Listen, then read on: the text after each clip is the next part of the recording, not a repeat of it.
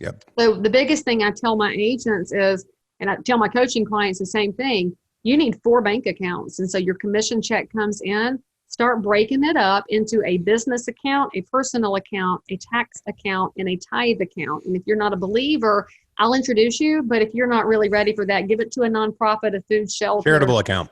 Yep. Do something bigger with it. Let the money go forth. And when you start looking at that, you're going to start to come back a little bit and say, all right, I got to focus on smart spending for my business, smart spending for my family, make sure taxes are paid, and make sure I can give back. Because that's when you start to really experience the multiplier, and you realize that the money itself will do all the things you allow it to do. And why do I say that? It sounds really mushy for somebody who's at a growth place in their business, but y'all, this business is so hard and so demanding.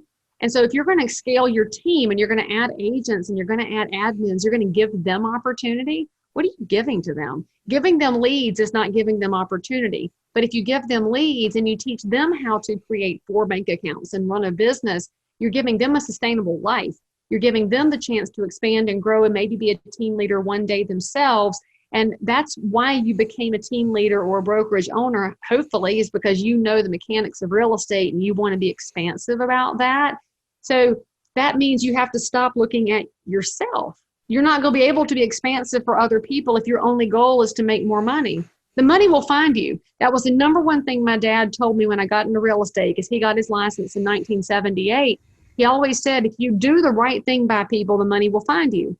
I love that. In my first 9 years, of course, I was still panicked. The money hadn't found me yet. And so I was chase.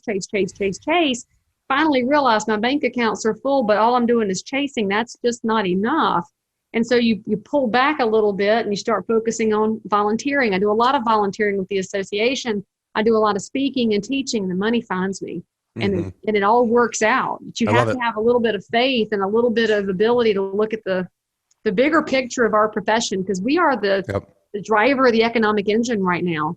And so if you're a broker or a team leader, you realize that when you hire somebody and give them the skills and tools to go impact your community, you're driving the economic engine for where you live. It's a little bigger than just selling a house. And you've got to think about it and look at it and say, holy shit, I'm kind of a big deal. Now, what do I do with that responsibility? Because it's a responsibility.